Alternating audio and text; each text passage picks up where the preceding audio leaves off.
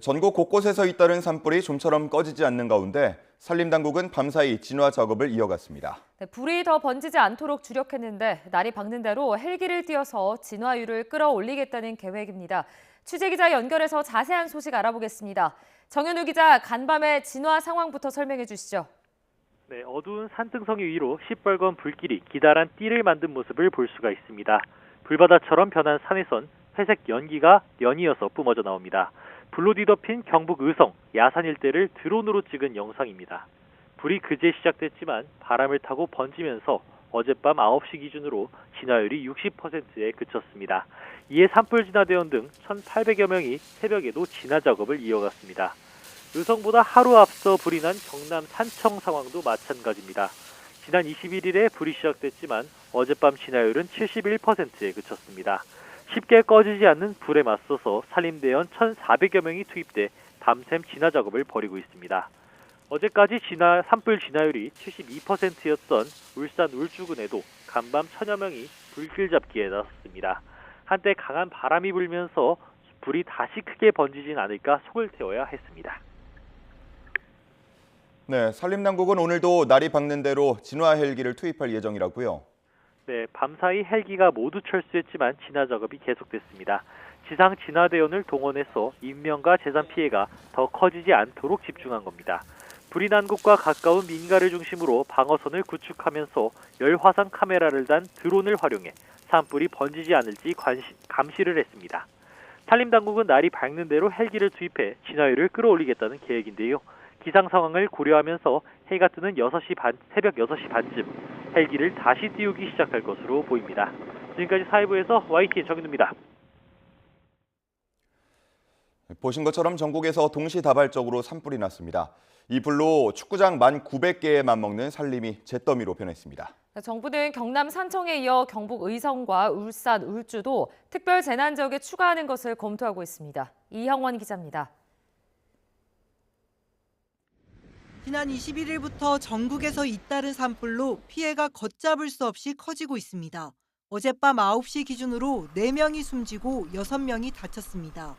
모두 경남 산청 산불 피해자입니다. 산청과 경북 의성, 울산 울주에서 산불로 대피한 주민은 무려 1,988명에 달합니다. 경남 김해와 충북 옥천까지 범위를 넓히면 불에 타버린 산림은 무려 7,778헥타르가 넘습니다.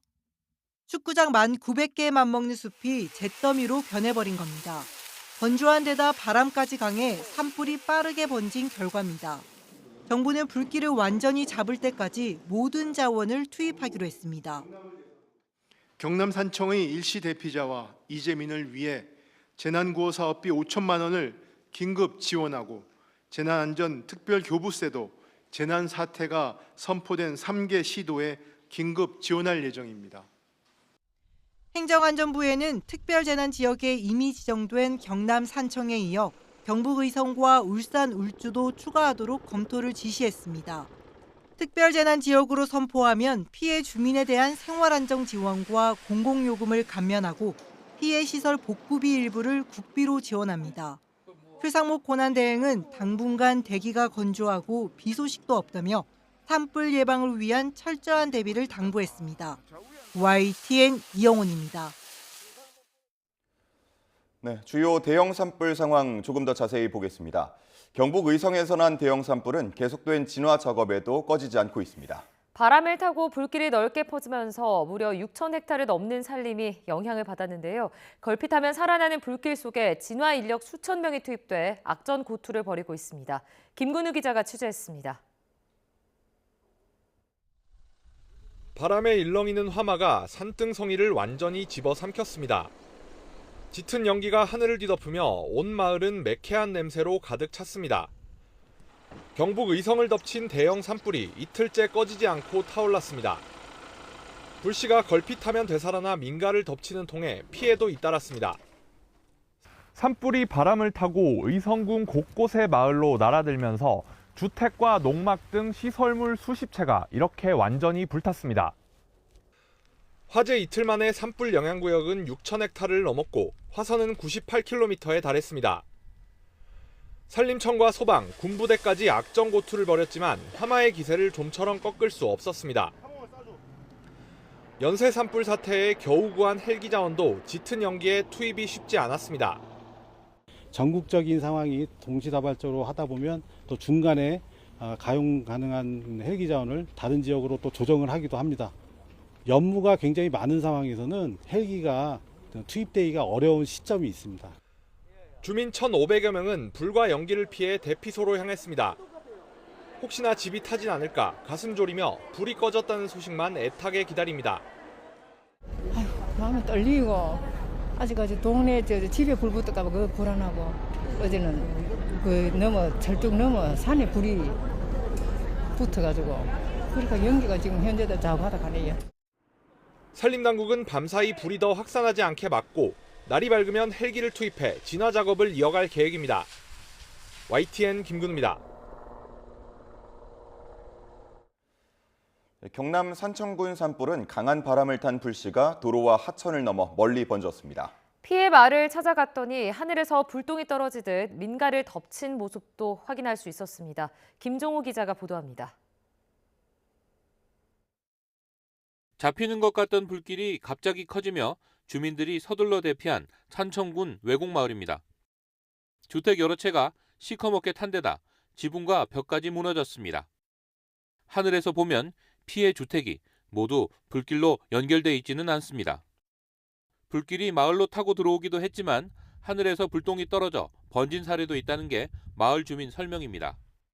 이쪽 저쪽 이렇게 계속 이렇게 갑자기 튀어나오는 불처럼 이렇게 되는 상황이라서 어제 바람도 많이 불고 또 여기서 불이 난 뒤에 또 저 강 건너까지 이렇게 불이 넘어가는 걸 보고 산에서 도로와 강을 건넌 불씨가 다시 산을 타고 번지다가 또다시 하천을 넘었습니다. 연기가 피어오르는 곳은 산청군이 아니라 하동군입니다. 산불 저지선을 무색하게 한 불씨로 산청 산불은 직선거리로 10km 떨어진 곳까지 번졌습니다. 산 위에는 불이 안 보이다가도 바람이 불면 다시 살아나고 살아났던 불이 좀 더 세어지면은 바람을 타고 날릴 수 있기 때문에 3월 20일부터 4월 20일까지는 가장 건조한 때 강한 바람이 부는 대형 산불 위험 기간. 대규모 인력과 장비를 투입해 진화 작업을 벌이고 있지만 어디로 튈지 모르는 불씨와 기후 여건 때문에 산림당국이 큰 불길은 잡아도 완전 진화는 장담하지 못하는 이유입니다. YTN 김종호입니다. 이틀 전에 발생한 울산 울주 산불도 좀처럼 꺼지지 않고 있습니다. 바람이 많이 분 탓인데 더 강한 바람이 예보돼 장기화하는 건 아닌지 우려가 커지고 있습니다. 오태인 기자입니다. 능선을 따라 불길이 선명합니다. 주변에는 연기가 쉼없이 피어오릅니다.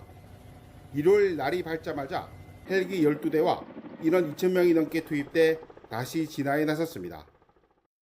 소방 헬기가 우리 대운산 정상으로 가는 저 주선로를 방제를 하고 우리 1,940명의 인력을 동원해서 잔불 정리와 또 소방 진화를 위해 노력을 하려고 하고 있습니다.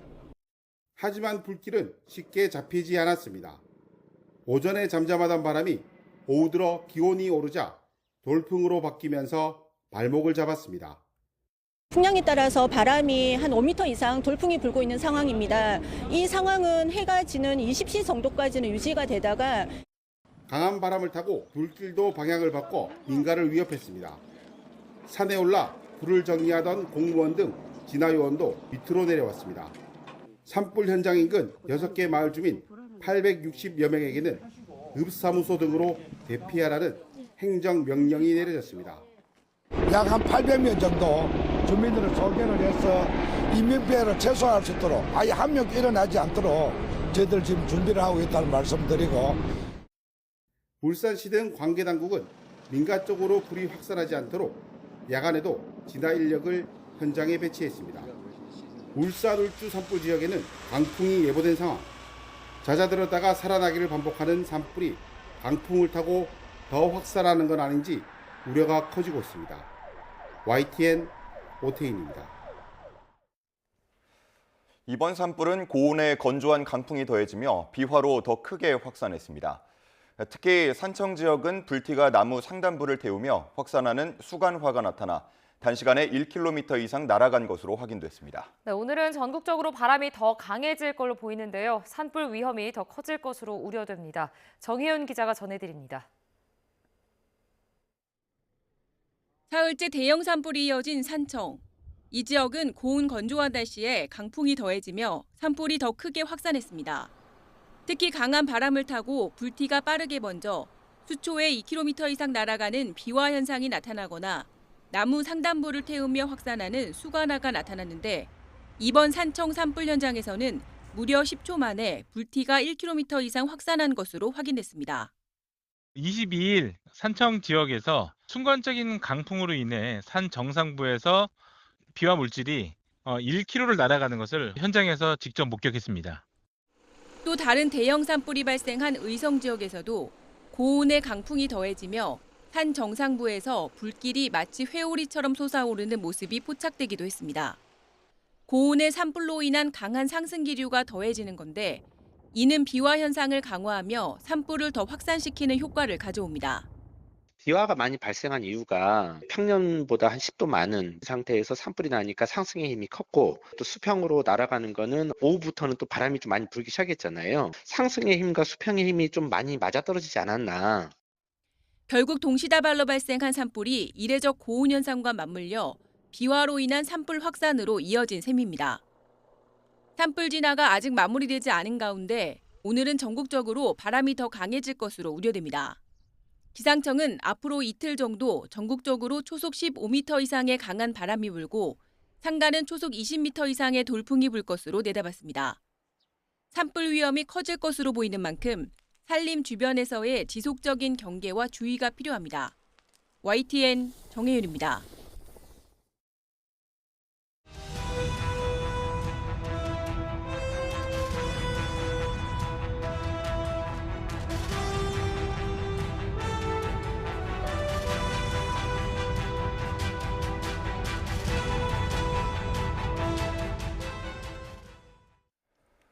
헌법재판소가 오늘 한덕수 국무총리의 탄핵 사건에 대한 판결을 선고합니다. 네, 쟁점별 판단에 따라 윤석열 대통령의 탄핵 사건의 진행 방향을 엿볼 수 있을지도 관심입니다. 신지원 기자가 보도합니다. 한덕수 국무총리가 지난해 탄핵 소추된 지 87일 만에 헌법재판소의 판단을 받습니다. 한 총리에 대한 탄핵 소추 사유는 모두 5가지입니다. 먼저 비상계엄 당시 국무회의를 소집하고 참석해 윤석열 대통령의 내란 행위를 도왔다는 것과 대통령 권한대행 신분으로 부당하게 각종 특검법과 헌법재판관 임명을 거부했다는 점입니다. 윤 대통령이 탄핵되기 전에는 김건희 특검법 등에 대한 제2요구권을 의결해 거부권 행사에 명분을 제공하고 법적 근거 없이 한동훈 당시 국민의힘 대표와 공동 국정 운영을 발표한 점 등이 있습니다. 내란 행위가 전개되는 엄중한 상황을 그저 멀뚱멀뚱 지켜보기만 했다는 의혹으로 보자면 내란 행위를 사실상 묵인 방조하였습니다. 특히 비상계엄 당시 국무회의 소집에 대해 헌법재판소가 어떤 판단을 내놓을지 관심입니다. 비상계엄의 위헌 위법성을 명시할 경우 윤 대통령 사건에도 영향을 미칠 수 있지만 한 총리는 줄곧 계엄을 만류해왔다는 입장이라 개별 사안으로 다뤄질 가능성도 있습니다. 저는 대통령님이 어떤 계획을 갖고 계신지 사전에 알지 못하였고 대통령이 다시 생각하시도록 최선을 다해 설득하였으며 군 동원에도 일체 관여한 사실이 없음을. 대통령 권한대행 신분이던 한덕수 총리의 탄핵 의결 정족수도 쟁점입니다. 한 총리의 탄핵안은 지난해 국회 본회의에서 192표로 가결됐는데 총리 기준으로 150명 이상 찬성이면 충분한지 대통령과 동급으로 200명 이상 찬성이 필요한지 양측 주장이 팽팽하기 때문입니다. 한 총리 사건에서 헌법재판소가 어떤 쟁점을 기준으로 탄핵 인용이나 기각, 각하 결정을 하느냐에 관심이 쏠리는 가운데 비상계엄에 대한 구체적인 판단이 나올 경우 윤 대통령 사건의 가늠자가 될 것으로 보입니다. YTN 신지원입니다. 오늘 한 총리에 대한 헌법재판소의 탄핵 심판 선고를 총리실도 긴장감 속에 기다리고 있습니다. 만약 한 총리가 복귀하게 되면 대국민 담화를 발표할 것으로 알려져 있습니다. 이종구 기자가 취재했습니다. 지난해 12월 27일 직무 정지된 한덕수 총리는 관저에서 자신에 대한 헌법재판소의 탄핵 심판 결과를 지켜볼 예정입니다. 한 총리가 직접 헌법재판소에 출석할 수 있다는 관측도 있었지만 관저에서 결과를 기다리는 것으로 정리됐습니다. 만약 탄핵 결정이 나오면 한 총리는 관저 생활도 정리하고 떠나야 합니다. 최상목 대행체제는 계속 유지됩니다. 반대로 기각되면 곧바로 정부 서울청사로 출근해 업무를 재개하게 됩니다. 대통령 탄핵 심판 선고도 임박한 것으로 관측되는 가운데 한 총리가 돌아올 경우 안정적인 국정 운영을 위한 대국민 담화를 발표할 것으로 전해졌습니다. 국무총리실은 선고 결과를 차분하게 기다리겠다는 입장이지만 내심 복귀 가능성에 기대를 걸며 업무 준비에 들어갔습니다. 총리실은 한 총리의 직무정지 이후 최상목 대통령 권한대행의 업무 수행을 보좌했지만 사실상 개점 휴업 상태나 마찬가지였습니다. 한 총리는 역대 최장수 총리면서 동시에 헌정사상 처음으로 탄핵 심판을 받은 총리이기도 합니다. 국회의 탄핵 소추로 직무정지된 지 80여일, 총리직을 잃어 대행의 대행체제가 계속될지 아니면 다시 제자리로 돌아올지 그 결정의 시간을 총리실도 긴장감 속에 기다리고 있습니다. YTN 이종구입니다. 김기현, 나경원, 윤상현 등 국민의힘 일부 의원들이 한덕수 국무총리 탄핵 심판 결론 직후 헌법재판소 앞에서 기자회견을 엽니다. 현재 여당에서는 한 총리 탄핵 심판이 기각되거나 각화돼 오늘 대통령 권한대행 직무에 복귀할 거란 전망이 지배적입니다. 이번 회견에선 아직 선고기일이 잡히지 않은 윤 대통령 탄핵 심판과 관련해서도 각하 혹은 기각 결정을 촉구할 것으로 보입니다.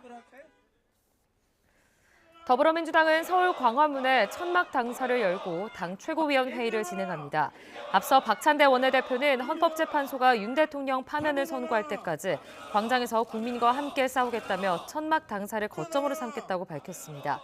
민주당이 국회 밖에 천막 당사를 설치하는 건 지난 2013년 국정원 개혁을 요구하며 서울시청 앞에 천막 당사를 연 이후 12년 만입니다. 오늘 오전에는 윤석열 대통령 내란 우두머리 혐의 재판의 두 번째 공판 준비 기일도 열립니다. 윤 대통령은 출석하지 않은 채 변호인단과 검찰이 재판부의 구속 취소 결정 근거들을 둘러싸고 공방을 벌일 것으로 보입니다. 송재인 기자가 취재했습니다. 지난달 수감된 구치소를 잠시 나와 내란 우두머리 혐의 재판 첫 공판 준비 기일에 출석했던 윤 대통령. 그러나 석방 상태에서 열리는 첫 형사재판 2차 준비기일에는 출석하지 않기로 했습니다.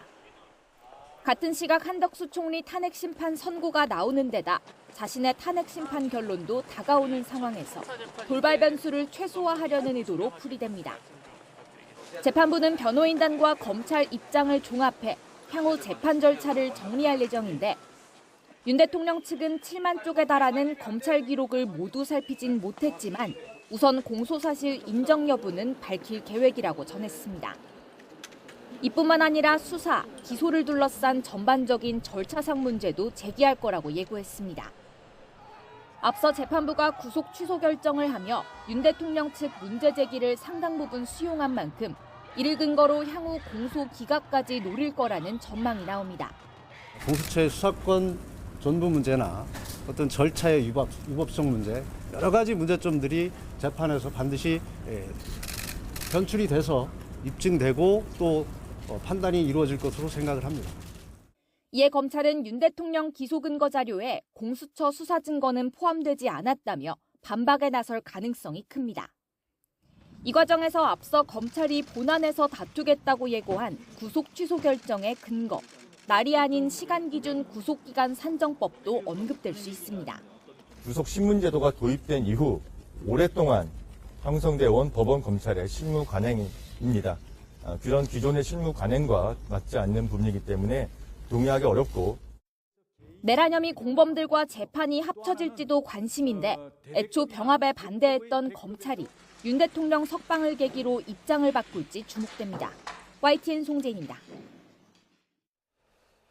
윤석열 대통령 탄핵 심판 선고를 앞두고 찬반 양측에서 폭력 행위를 자극하거나 선동하는 발언이 잇따라 우려가 커지고 있습니다. 실제 탄핵 선고일에 대규모 폭력 사태로 이어질 경우 엄벌을 피하기 어려울 걸로 보입니다. 배민혁 기자입니다. 재판관 전원의 일치된 의견으로 주문을 선고합니다. 주문, 피청구인 대통령 박근혜를 파면한다. 지난 2017년 3월 10일 헌법재판소가 박근혜 전 대통령의 파면을 선고한 뒤 헌재 일대는 아수라장이 됐습니다. 흥분한 시위대가 뒤엉키며 선고 당일 집회 참가자 4명이 숨졌는데 수사기관은 이런 혼란의 배경에 집회를 주최한 정광영 박사모 회장의 선동이 있었다고 지목했습니다. 과격 시위를 주도한 혐의 등으로 재판에 넘겨진 정 씨는 대법원에서 징역 1년 6개월에 집행유예 2년이 확정됐습니다. 판결문을 보면 정 씨는 탄핵 심판 선고 직후 시위대를 향해 돌격하자거나 경찰 버스를 엎어버리자는 등의 발언을 이어갔는데 재판부는 정 씨가 집회의 주최자로서 질서를 유지하기는커녕 참가자들을 자극했다며 비난의 여지와 불법성이 무겁다고 지적했습니다. 그런데 윤 대통령 탄핵 정국에서도 집회 현장에서 참가자들을 자극하는 듯한 발언이 끊이지 않고 있습니다. 헌법학자가 국민 저항권은 헌법 위에 있다면 있는 거야. 우리는 국민 저항권을 가지고 이번 주에도 당당하게 여러분이 밀고 나가시기를 바라고 절대 기죽지 마시고. 그런데 더 큰 문제는 최근에는 다수의 유튜버들도 현장을 중계하며 폭력 행위를 부추긴다는 겁니다. 119 혁명이다. 119 혁명이야 이제. 나와봐. 점거해. 탄핵 찬성 측에서도 위협적인 발언을 하는 경우가 잇따라 긴장감이 커지고 있습니다. 헌재 재판관 3명 이상이 정말 맞아서 이거는 탄핵감이 아니다라고 판단하는 날이 오면 그거는 대한민국은 더 이상 지금의 나라일 수가 없어요. 8년 전 재판부가 집회 현장에서의 폭력 선동 발언을 심각하게 봤던 것처럼 이번에도 폭력 행위를 주도하거나 선동하는 경우 엄벌을 피하기 어려울 거란 전망이 나옵니다. YTN 배민혁입니다. 서울 지하철 신도림역에서 발생한 탈선 사고로 2호선 일부 구간 열차 운행이 온종일 중단돼 시민들의 불편이 빚어졌습니다. 서울교통공사는 응급 복구에 나서 사고 9시간여 만에 전 구간 운행을 재개했습니다. 임혜진 기자입니다. 영무실에서 승객 여러분께 안내 말씀드립니다. 개인 방향 열차가 출발하지 못하고 있습니다. 승객 여러분께서는 다른 교통수단 이용해 주시기 바랍니다. 지하철 승강장에 안내 방송이 연신 울려 퍼집니다. 휴일 아침 7시 50분쯤 서울 지하철 2호선 신도림역에서 열차가 선로를 벗어나는 사고가 났습니다. 탈선 사고가 난 승강장입니다. 서울대 입구 방향으로는 운행이 어렵다는 안내문이 붙어 있고 출입 통제선 너머에서는 복구 작업이 진행되고 있습니다.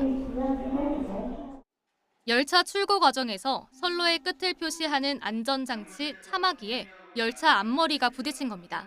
차가 더 이상 진행을 하지 않기 위해서 이렇게 그 앞에 끝부분에 이렇게 나가기 전에 끝부분에 돼 있는 그 판을 말하거든요. 근데 그것을 어떤 연유로 인해서 잘못 부딪혀서 운행을 막 시작하던 차라 승객이 없었고 열차 안에 있던 기관사 등 직원도 다치지 않았습니다. 열차 파손도 크지 않은 것으로 전해졌습니다. 다만 사고 수습을 위해 2호선 홍대 입구역에서 서울대 입구역으로 향하는 외선수단 열차 운행이 중단돼 휴일을 맞아 외출에 나선 시민들은 불편을 호소했습니다. 갑자기 뭐 운행이 안 된다니까 좀 굉장히 황당스럽죠. 이제 버스를 타야 된다는 얘기인데 뭐 가보지 않은 노선이라 애매해요. 특히 노인들은 다른 교통편을 찾기 어려워 발을 동동 굴렀습니다. 병원에 가는데 지금 그거 가려고 나는 여기 다니는 줄 알았는데 왔더만은 한 30분 내기 기다렸는데 안 오네. 버스 타고 어디로 가야 되는지 모르겠어. 서울교통공사는 시민 불편을 줄이기 위해 운행이 중단된 구간에 대체 버스를 투입했습니다. 공사는 사고가 난 열차를 드러내 운행을 재개한 뒤 충돌이 발생한 구체적인 이유에 대해서도 정밀 조사를 진행할 예정입니다. YTN 임혜진입니다. 서울 평창동에 있는 터널 안을 달리던 차량에서 불이 나 한때 교통이 통제됐습니다. 김해에서는 택시 돌진 사고가 발생해 한 명이 숨졌습니다. 사건 사고 소식 유서연 기자가 전해드립니다. 서울 종로구 평창동에 있는 정릉터널 인근 도로입니다.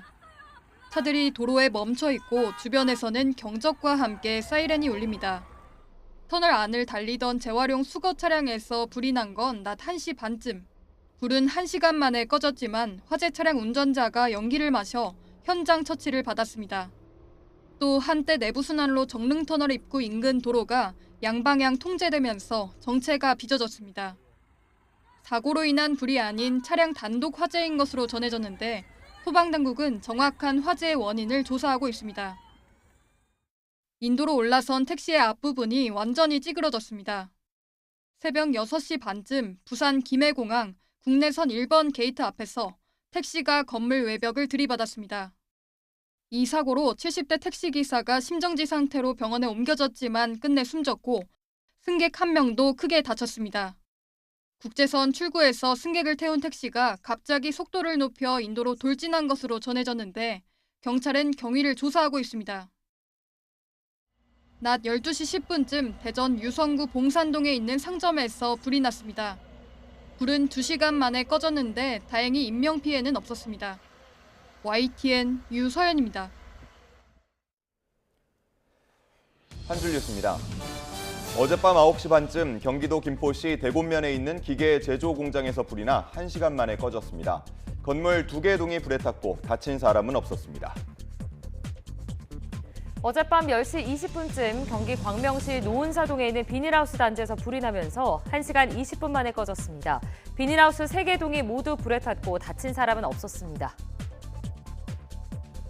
지인의 부탁을 받고 투자 리딩 사기 자금 세탁 조직 총책의 수배 정보를 알려준 50대 경찰관이 1심에서 징역 1년을 선고받았습니다.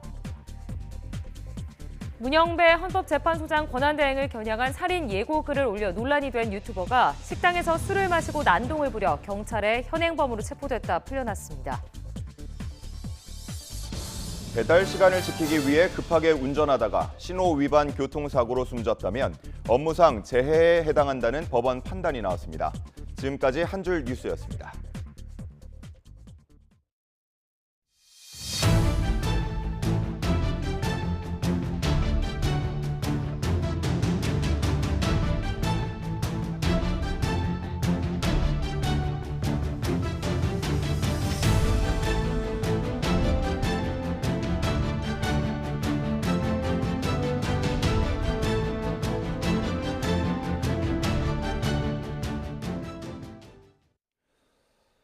오늘부터 토지거래 허가제가 확대 시행되면서 들썩이던 서울 아파트 거래량은 다시 급감할 전망입니다. 하지만 주변 지역으로의 풍선 휴가 우려 속에 중장기적인 집값 하락은 쉽지 않다는 게 전문가들의 반응입니다. 김태민 기자의 보도입니다. 지난 2020년 처음 토지거래 허가제가 시행된 이후 규제 지역 거래량은 뚝 떨어졌습니다. 서울 송파구 잠실동의 아파트 거래량은 직전 2년과 비교해 무려 80% 넘게 급감했습니다. 서울 청담동과 대치동, 삼성동 등 나머지 지역도 사정은 비슷했습니다. 실거주가 아닌 투기성 수요가 모두 사라졌기 때문인데 이번에도 그 효과는 비슷하거나 더 클 전망입니다. 갭 투자가 불가능한 만큼 거래량은 크게 줄 것으로 예상이 되고요. 가격도 단기적으로 조정은 불가피해 보입니다. 하지만 이미 한 차례 자극을 받은 아파트 가격이 추세적인 하락으로 전환될지는 미지수입니다. 학군이나 교통 등 강남 지역의 입지적 강점을 쫓는 이른바 상급지 갈아타기 수요가 여전하기 때문입니다. 실제로 토지거래 허가제 시행 이후 해당 지역 아파트의 3.3제곱미터당 가격은 5년 뒤 오히려 상승한 것으로 나타났습니다. 게다가 안정적인 투자처로 아파트의 인기는 식지 않은 가운데 대출 금리는 내려가고 신규 공급은 줄어든 상황. 따라서 이번 규제가 서울 마포구와 성동구, 강동구 등 주변 지역으로 수요를 퍼뜨리는 풍선 효과만 일으킬 거란 우려도 나오고 있습니다. 기타 지역으로의 풍선 효과나 혹은 하반기 대출 규제 강화를 염두에 둔 좀 선행적인 투자 심리의 작동이나 거래 움직임은 당분간 크게 억제되기 좀 어려울 걸로 보여집니다. 특히 한 달여 만에 온탕과 냉탕을 오간 이번 토지거래 허가제 사례처럼 부동산 정책의 장기적 안정성이 확보되지 않는 이상 주택시장 혼란은 당분간 불가피할 전망입니다. YTN 김태민입니다. 서울시가 토지거래 허가구역 재지정에 이어 최근 급등세를 보였던 강남 지역을 집중 점검해 이상거래 17건을 적발했습니다. 시는 다른 지역에 대해서도 거래 동향 모니터링을 강화해 투기 세력에 엄정 대응하겠다고 밝혔습니다. 김연아 기자가 보도합니다. 최근 신고가가 속출했던 서울 잠실동입니다. 토지거래 허가구역 해제 뒤 가격이 빠르게 뛰었지만 재지정 예고 뒤엔 급매가 속출했습니다. 요 상황이 갭 투자를 할 수 있는 마지막 기회에서 이렇게 32억도 거래가 된 게 한두 건 있고, 그다음에 보통은 30억에서 이렇게 진행을 했던 물건들이 그래서 그분도 29억에 내놨다가 27억 5천으로. 서울은 토어구역 해제 이후 아파트 거래량이 갑자기 2배 이상 늘었는데 특히 강남 3구 지역은 갭 투자 비율이 35.2%에서 43.6%로 껑충 늘면서 가격이 급하게 오를 조짐도 나타났습니다. 전세 빼면은 4억이니까 한 8억, 7억 5천 정도 되는데 이 자금 조달은 어떻게? 그럼 이분들은 또 다른 데 주거지가 있다는 거잖아요.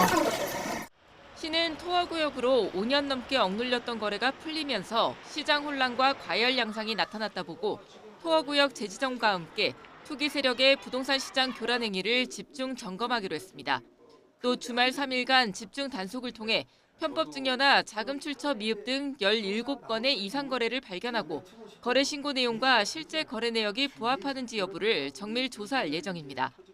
이와 함께 이번 토어제 재지정 뒤 마포와 성동 등 인근 지역에 풍선 효과가 나타날 가능성과 관련해 투기 수요 유입 동향을 계속 점검하고 필요시 추가 대응을 검토해 실수요자를 최우선 보호하겠다고 밝혔습니다. YTN 김현아입니다. 오늘의 주요 경제 일정입니다. 서울 강남, 서초, 송파구와 용산구 모든 지역이 오늘부터 토지거래 허가 구역으로 묶여 갭 투자가 금지됩니다. 대상 아파트 단지는 2,200여 개, 서울 면적의 27%에 달하는데요. 일단 9월 30일까지 6개월 동안 한시적 조치지만 정부는 필요한 경우 기간 연장도 검토한다는 방침입니다. 마이클 던리비 미국 알래스카 주지사가 오늘부터 이틀 일정으로 한국을 찾습니다. 정부 관계자와 포스코, SK이노베이션 등 기업인들을 만나 알래스카 가스 개발 사업에 대한 논의를 진행할 예정인데요. 던리비 주지사가 앞서 방문한 타이완이 가스 개발 사업에 참여하겠다는 뜻을 밝히면서 참여 압력이 커질 것이란 관측이 나옵니다. 대체 거래소인 넥스트레이드 거래 종목이 오늘부터 350개로 확대됩니다. 코스피 시장 시가총액 1, 2위인 삼성전자와 SK하이닉스 거래도 가능해집니다. 넥스트레이드는 오는 31일, 다음 주부터는 거래 종목을 800개까지 확대할 예정입니다.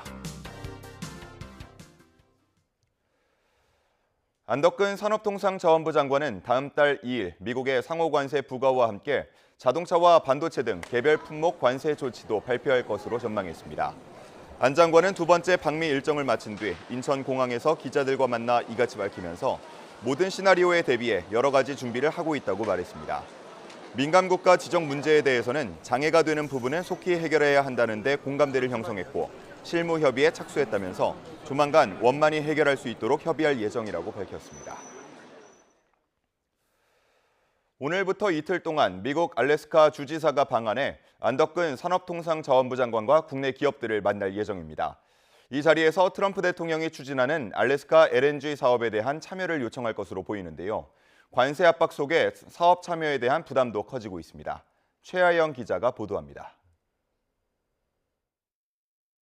트럼프 미국 대통령이 공들이는 알래스카 LNG 사업은 알래스카 북부의 천연가스를 남부로 나른 뒤 액화에 수출하는 사업입니다. 이를 위해 1,300km 길이의 가스관과 액화 터미널 등을 건설하는 대규모 사업으로 투자비만 440억 달러, 64조 원으로 추산됩니다. 미국의 전방위 관세 압박 속에 일본은 일찍이 사업에 관심을 표했고 타이완은 최근 투자를 선언했습니다. 타이완과 계약을 마친 마이크 던리비 미국 알래스카 주지사가 이번엔 우리나라를 찾습니다. 안덕근 산업통상자원부 장관과 국내 에너지, 철강 기업과 만나 사업 참여를 요청할 전망입니다. 앞서 트럼프 대통령은 우리나라를 콕 집어 투자를 압박하기도 했습니다. Where Japan, South Korea, and other nations want to be our partner with investments of trillions of dollars each. 정부는 미국의 관세 압박을 덜고 천연가스 수입선을 다변화하는 차원에서 참여를 검토하고 있지만 일단 신중합니다. 알래스카 상황이 어떤지 좀 더 구체적으로 저희가 협의를 한번 해보고 우리가 어떤 협력을 할 수 있을지 한번 검토를 해볼 계획입니다. 막대한 투자 부담과 혹독한 기후 환경에 엑소모빌 등 주요 에너지 기업과 중국도 과거 일찌감치 손을 뗐기 때문입니다. 좀 더 주도적으로 사업을 좀 이끌어갈 수 있을지, 사업의 어떤 주체, 그다음에 공사 난이도, 그다음에 수익성 이런 측면에서 좀 리스크가 있긴 합니다. 정부가 신중히 계산기를 두드리는 와중에 알래스카 주지사가 직접 우리나라를 찾아오면서 투자에 대한 부담은 커지고 있습니다. YTN 최아영입니다.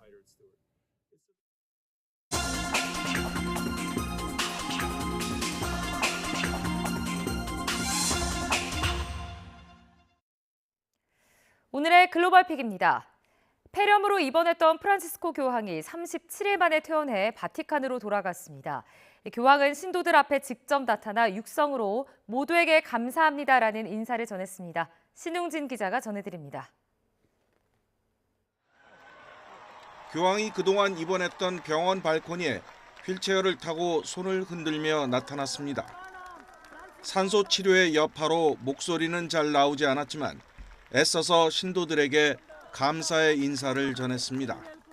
Grazie a tutti e vedo questa signora con i fiori gialli e brava.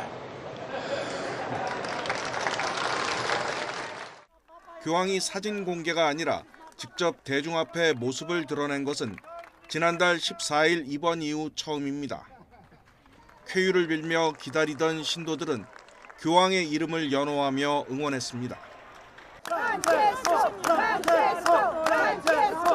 I was so happy. It's been a long wait. We've been praying. When I had right from the point I heard that he was sick, we started praying. 폐렴으로 입원한 교황은 그동안 4차례 호흡 곤란을 겪는 등 여러 차례 고비를 맞았지만 최근 들어 병세가 많이 좋아졌습니다. 이전에도 병 치레가 잦았지만 이번에는 37일이라는 최장기 입원이었습니다. 의료진은 최소 2달간 휴식과 재활 치료를 받는다는 조건으로 교황의 퇴원을 결정했습니다. 인사를 마친 교황은 경호원들의 호의를 받으며 곧바로 바티칸의 거처로 돌아갔습니다.